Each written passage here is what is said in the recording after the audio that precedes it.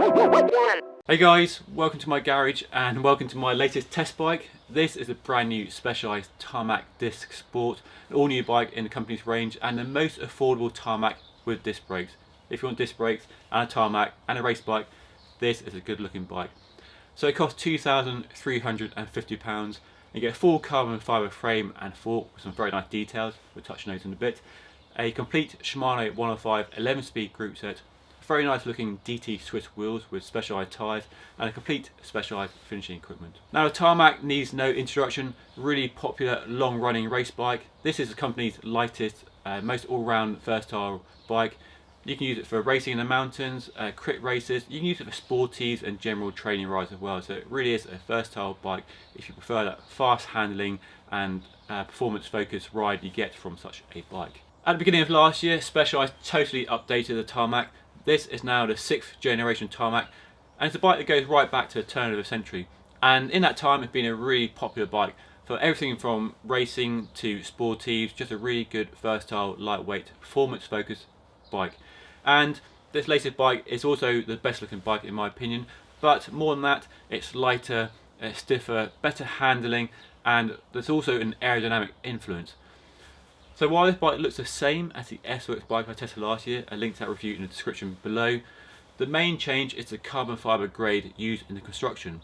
So they use the same mould basically, so the same tube shapes and so on, but the carbon fibre is different, and that's to keep the price down so your bank balance is not smashed as badly. But there's a slight increase in weight, so you're looking at more like a kilo for the frame rather than the 700 grams for the S-Works version. But no, small price to pay for quite a big saving on your bank balance. And it's a really good looking frame, and you've got some aero influence for the first time. You've got a slight aero shaped down tube just to decrease drag around the main frame, and the seat stays are dropped as well to get them out of the airflow. And that's something we're seeing common on a lot of high-end race bikes these days. You get a tapered head tube up front to increase the stiffness, and all the cables and hoses are internally routed inside the fork and inside the frame, which is very nicely done. One detail on this bike which I really like is the external seat clamp. So on the S-Works model it's internal and you get to it by the top tube there, but the external seat clamp is just much easier to use, especially for the target customer for this bike. Just having that ease of use is a really nice touch. And another nice touch is the external threaded bottom bracket. Nice on Specialized. We're starting to see a slight return to external threaded bottom brackets. Okay, so the S-Works model still has press fit because it's all about performance for the race guys, but for this bike it's much more accessible, so maintenance is a bigger issue, so they use an external threaded bottom bracket, and hopefully more manufacturers might join Specialized in fitting external threaded bottom brackets. The other thing to talk about with Specialized is a bit of marketing hype, but it's called Rider First Engineered, and basically each frame size is optimized in terms of the carbon layout and the shape of the tubes for each height rider. So whether you're riding a 54 or a 58, the frame you can provide the best blend of stiffness and handling and performance and so on. In your days, a bike brand would design a 56 and then just scaled up and down. So you might have a bike that's really stiff for a small rider, too flexy for a tall rider. But now they're optimizing each frame size for every height rider. And Specialized not alone here, they just shout about it better than other brands do. So a lot of brands are going down the route of size specific frame design. As the most affordable tarmac disc in the company's range, it gets the same disc brake treatment as the bikes above it. So we're talking 12mm axles front and rear. There are no levers on the end of the skewer, so you'll need a multi-tool when you're out riding to get the wheel out if you do puncture. And the brake calipers are the flat mount interface. So that's a real common feature on all road, gravel and cyclocross bikes these days. And they're using a 160mm rotor at the front and a slightly smaller 140 at the back. There's no consensus on optimum rotor size. Some use 140 front and rear, some use 160 front and rear, some like Specialized use 160 in the front and 140 on the back. The bigger rotor at the front basically gives a bit more power because the front brake is mainly responsible for slowing you down compared to the back brake, so that's why I'm using a mismatched rotor size. The bike's equipped with a Shimano 105 group set, 11 speed with mechanical gears and hydraulic disc brakes. Still no sign of a Di2 105 group set, but the mechanical group set is really good. The shifting performance is amazing, really light, really consistently reliable, just works really well. And the hydraulic disc brakes we found to be really good, really solid, loads of modulation, and the ergonomics of the hoods are probably the best in the category at the moment, so really good job Shimano. It's 11 speed as mentioned with a 50/34 compact chain set and a wide range 1130 cassette. So plenty of help on the hills if you need it, and plenty of top end as well, with a 5011 giving you plenty of ability for really smashing along flat roads when you're in a group. These DT Swiss R470 are familiar wheels. We've seen them on a lot of Specialized bikes, and they won't win any awards for their desirability, but we've found them to be really reliable. We've had them on cross bikes and other road bikes, and they just work really well. Wide aluminium, shallow profile rim, they're tubeless ready, you can go down that route as well, and sealed cartridge bearings. They just work really well, really. That's an area you definitely upgrade if you're looking to buy a bike and then make some changes down the road later on. Wrapped around the wheels are some very nice Turbo Pro tyres from Specialized. We found Specialized tyres to be really good in the past. They're really fast, really grippy, low roll resistance, and generally pretty durable as well. And these have got additional black belt punch resisting technology, so an extra band of material in there to ensure you don't get flat when you're out riding. And at 26mm wide, they offer a bit of extra comfort. You can run them slightly lower pressures. That's a good size for a race bike, but you could go wider. Plenty of clearance in the frame and the fork. If you want to go to a 28, maybe a 30 at a push, depending on the rim width as well. So a good tyre to start with. But as I mentioned, these rims are tubeless as well, so I personally be looking to go tubeless in the future if I was upgrading.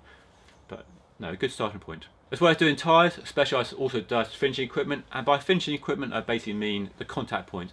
So a seat post, saddle, the handlebar, and the stem, and the bar tape.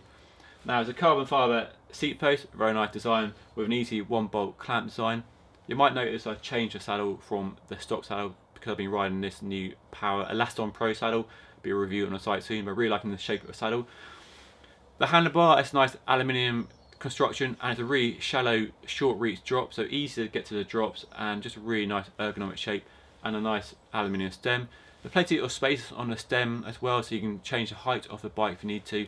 And once you've settled on the height, you can always trim the steer tube, or get your bike shop to trim the steer tube once you're happy with the fit. And the last thing to talk about is the bar tape. Really nice tactile feel, and I love the attention to detail with the bolt-in end caps there. So no chance of those falling out, which can often happen with cheap plugs. So nice attention to detail there, Specialized. I like that. So based on a quick first look, it's a really good looking bike, and I mean it's a really good looking bike. I love the colour of the frame, I love the yellow decals, I love the shape of the frame and the proportions, and I love the attention to detail. I like the external threaded bottom bracket, the internal cable routing, just the shape of the tubes in general. It's a really nice looking bike, a really fast looking bike as well. And if it's anything like the S-Works bike I tested last year, it will definitely be a top performing bike. But you're probably wondering, £2,350, a lot of bike for a bike with 105. And you'd be right.